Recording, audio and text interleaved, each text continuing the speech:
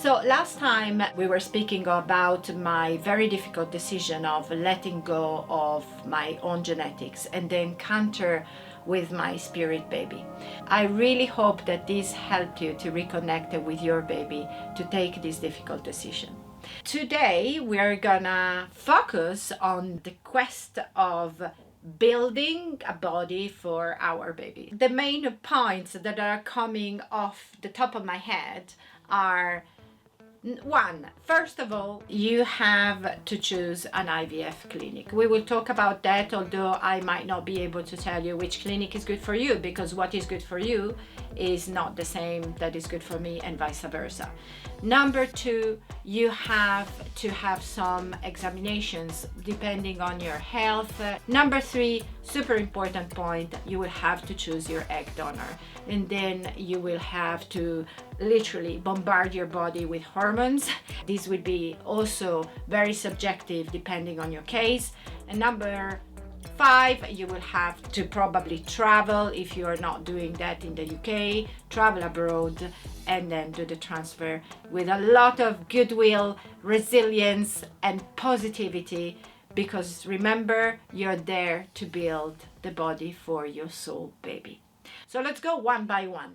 Number one, choosing the IVF clinic. I can only talk about my experience. I'm not an expert. I will not give you medical advice because I am not qualified, but I'm here to share my own experience in order to hopefully make things easier for you. How was it for us? We started to browse around and Google everything, all the clinics in different parts of the world. First of all, the costs might be a big issue. It was for us because we didn't have all the money in the world to do the IVF, and for many couples this is one of the first hurdles. In the US the costs are exorbitant, and in Europe they are more contained, but within Europe as well there are differences. Spain is one of the leading countries for egg donation. The prices are different in Spain, they are medium high, and in other countries they might be a little bit cheaper, like in Turkey, Greece, Cyprus and Eastern European countries as well. We personally chose a clinic in Cyprus because of the cost. It was affordable for us, and because of the reviews, of course, and also depending on what you want. If you want to have an anonymous donor or a non-anonymous donor. In certain countries like Cyprus, for example, it is illegal to have a non-anonymous donor.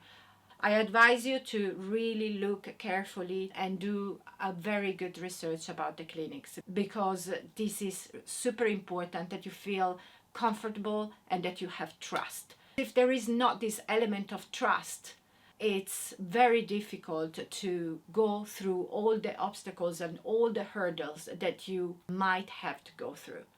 In my case, it was extreme, and you will see that my journey was extremely difficult and full of obstacles. Another factor that you might want to take into consideration is the age. I was age 49 when I started to research, and certain clinics, for example in Eastern European countries, they were not accepting me anymore because the age limit was 48. The second step is to see if your body is fit for the IVF journey. You will have to go through a lot of examination, a lot of blood tests and scans and heart scans, depending on your case.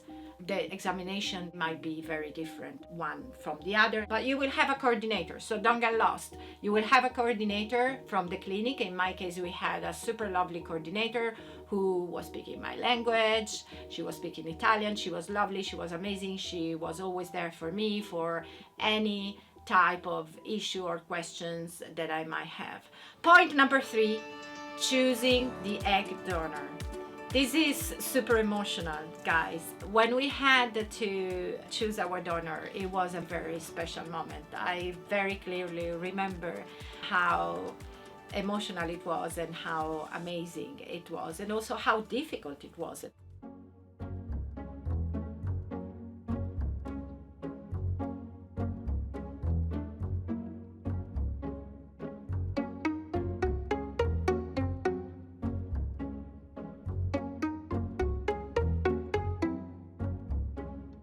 So today we chose the donor. Was really difficult to choose. So we basically had 4 donors, and all you got is their age, physical features, and what they do, country of origin. That's about it. So how did we choose? I consulted a psychic, and I flipped a coin. I did that too. I put the names of the girls on some piece of paper, and I just randomly mixed, and I tried different things. I flipped a coin, I said it already. I created a random choice generator on the phone. I did that. I spoke with my partner about all the choices. Obviously, he had a feeling for one, I had the feeling for the other one, so it was not easy, but you know what, in the end, who knows? And I chose initially the one that I thought I had an intuition for, but then is it really an intuition, or is it because she's 1.73 centimeters and she could be like a top model and I'm not? Whatever. Is it because there wasn't really a proper internal feeling? I don't know. I have no clue. But we are not trying to create the perfect baby. We're trying to create a vessel for a soul to create a life on earth. And we really don't have any information. And in the end, we are in the hands of God, really. Whatever you believe in. The God of the babies, or the universe, or whatever you think. A stork.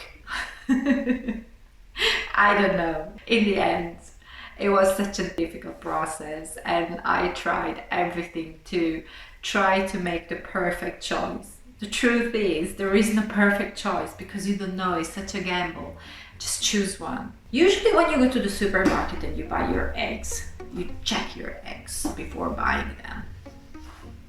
In this case, it's a little bit more difficult. It's such an amazing journey. No, really, I make jokes and I make fun of it, but I think that there is magical stuff in this journey. If there wasn't this technology, I wouldn't be able to probably have a baby at almost 50 years old. But some people do, but it's fascinating. It's fascinating. So cheer up for me, because in 4 days I'm gonna take all my medicines, gonna be all dragged up. No, the strong hormones are gonna come by the end of the month. Yesterday was such a bad day. Yesterday, the landlord, the agency said to us that we might have to vacate this house, maybe in correspondence of when we do the transfer. And usually when you do the transfer, they say you have to be really zen. And you have to be completely stress-free. Put your feet up and just think about babies and butterflies and unicorns. And just create. No, maybe I'm gonna have to move a house of 4 stories and find another house in 1 month. I think that the universe is testing me also because I'm doing this documentary. And the universe is going, do you really want to do it? Let's make it the hard way so that people are going to be really entertained. Thank you, universe. Bring it on, universe. Bring it on. We're going to make a baby anyway. And keep following your dreams, even when everything is going wrong. And so we went for the Greek Cypriot one, and you will see in another episode why this makes sense. If I did choose the other one, it would have been a disaster. I want to open a little parenthesis about donors.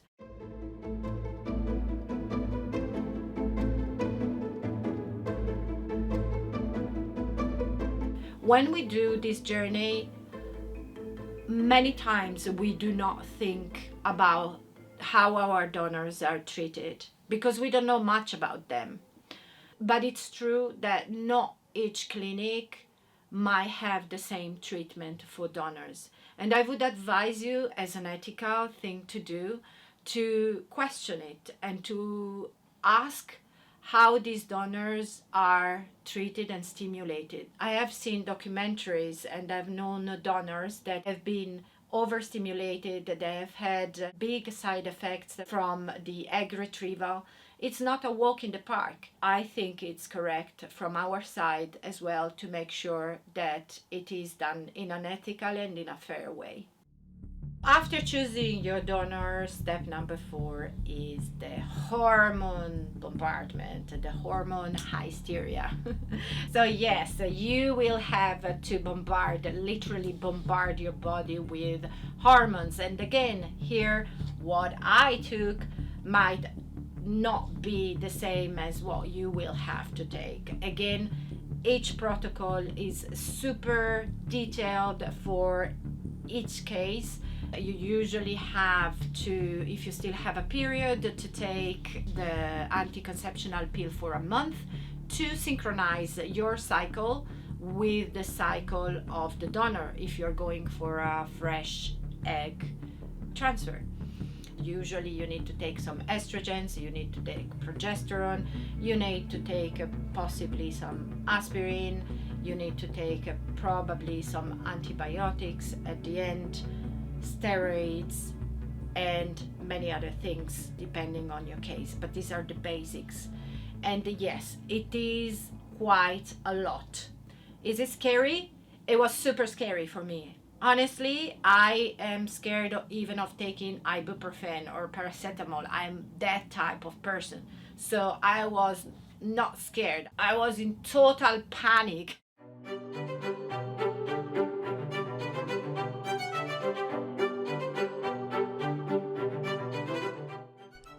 All right, these are all the medicines that you take. These are hormones. So we have progesterone, 200 milligrams at the moment. Then I have 20 boxes of estrogens.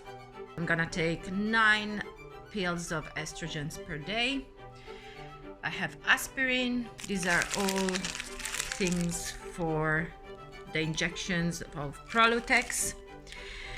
To inject in my belly. I'm gonna have to do that for the first at least 3 or 5 weeks of pregnancy, once per day, an injection in the belly.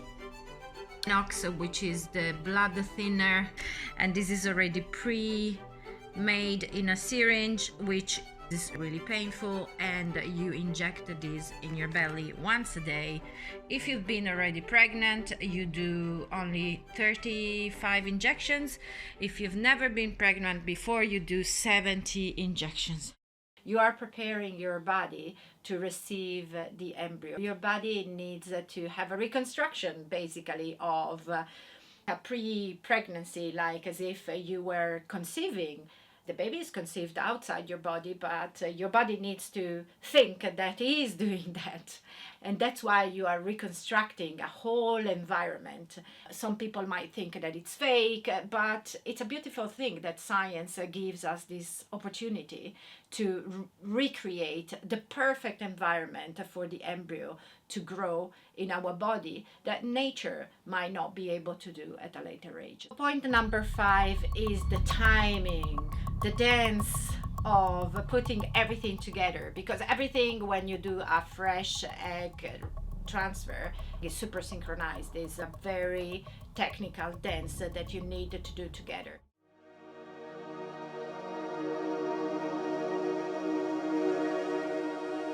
We started the whole process of research in August 2019. And then for a few months, I had to mourn my genetics. We were still trying naturally. And also, I got pregnant twice, naturally. And both times, it didn't work. In January 2020, we decided to go forward with the IVF because we lost the babies twice. At the same time, we started to hear of a virus that was spreading in China. Viral pneumonia has hit central China's Wuhan city. Authorities have reported 27 cases in total. It's a new type of coronavirus.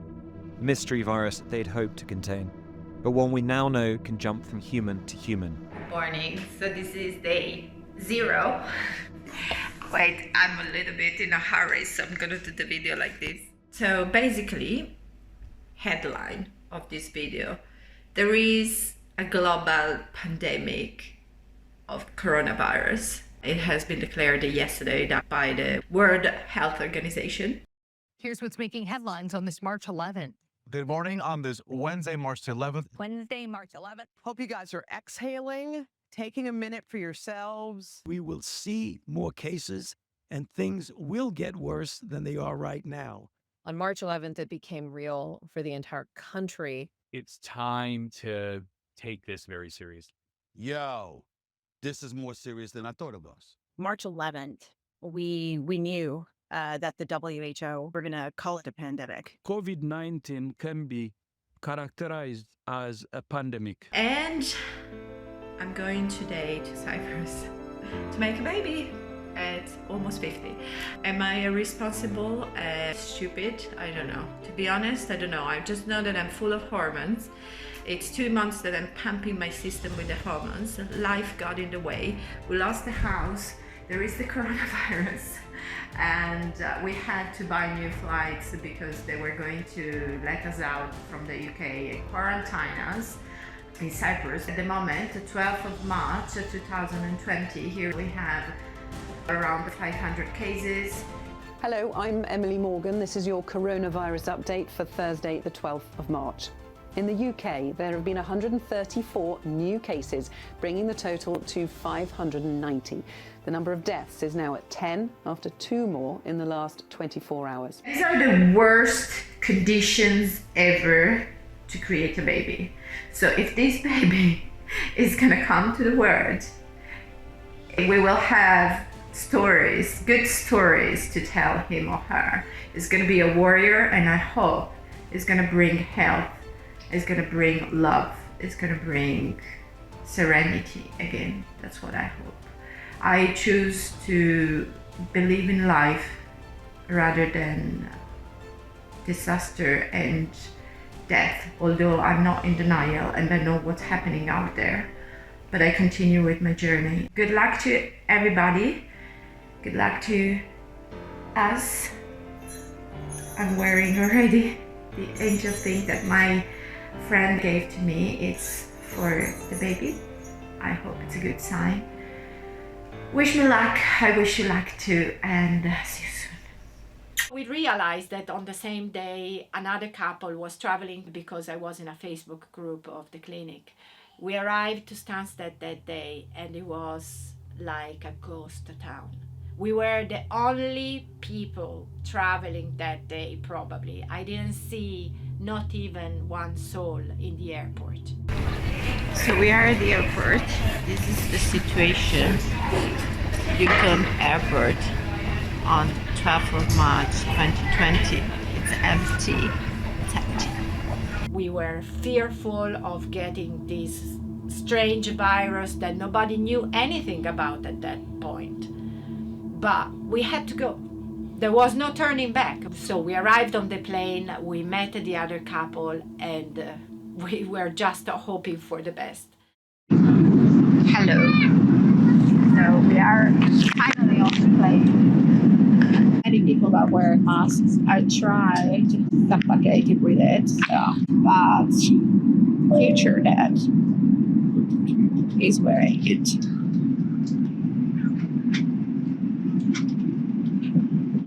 That's my character. That's how we do it. We should pass it out.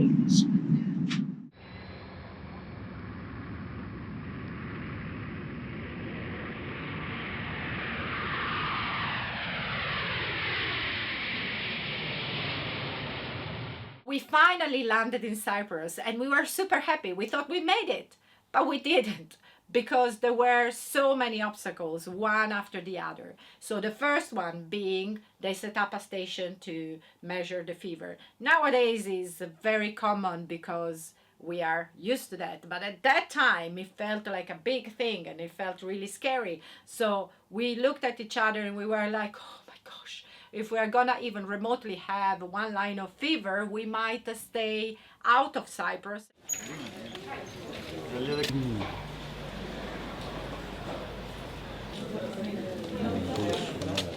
So we were already scared by that. But finally, we passed through and we saw our driver at the end of the line. We arrived, we greeted our driver, we said, we made it, we're here. We were so scared that we couldn't make it. And our driver looked at us and he said, welcome. But unfortunately, there might be a problem because the border from the south of Cyprus, where we were, to the north of Cyprus, where the clinic is, might have closed even before midnight. And he said, I'm not sure we're gonna be able to make it. So here we were, 4 people full of dreams, full of hormones, trying to pass through a border to reach the clinic, which is literally 500 meters after the border, not knowing if they are going to make it. So we were literally fighting against time. If this border was not going to be open, or for some reason we were not going to be let in, we would have lost everything. Because as I said before, this is a very precise dance that you need to do. Everything needs to be done in a very specific timeline. So see you in the next episode to find out if we were able to cross the border in time in order to make it all happen. Thank you again for following my journey, and if you want to share your stories or you have any questions, you can comment below or get in touch with me. See you in the next episode. Bye bye.